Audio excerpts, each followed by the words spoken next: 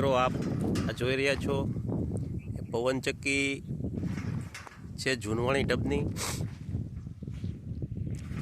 અને આવી પવનચક્કી મોટા ભાગે જે જંગલ વિસ્તાર હોય છે, વન્ય પ્રાણીઓની અવરજવર રહેતી, ત્યાં મૂકવામાં આવે છે,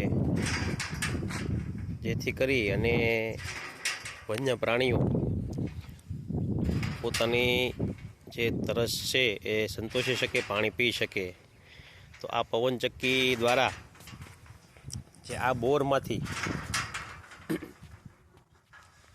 જે આ પાણી નીકળે એ પવનચક્કી ફરે, એના દ્વારા નીચેથી પાણી નીકળે અને સીધું આ જે હોજ બનાવેલો છે એમાં આવે, અને અહીંથી જે વન્ય પ્રાણીઓ હોય એ પાણી પી શકે. ખૂબ સારી વ્યવસ્થા આ કહેવાય, કારણ કે મનુષ્ય માણસ તો ગમે ત્યાંથી પાણીની વ્યવસ્થા કરી શકે, પણ આ કાળઝાળ ગરમી જે છે એમાં વન્ય પ્રાણીઓ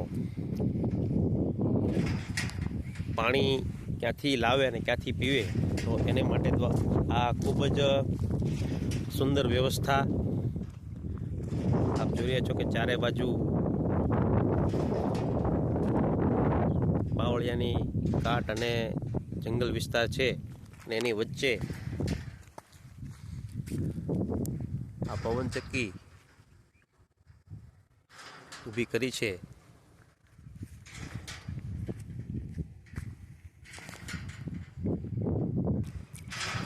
આ જે ઉપર આપ જોઈ રહ્યા છો જે સળિયો છે એ ઉપર જાય છે, નીચે આવે છે, પાંખિયા સાથે એ જોડાયેલો છે. એ નીચે જાય, ઉપર જાય, નીચે જાય, અને એના દ્વારા આ જે બોર છે એમાંથી પાણી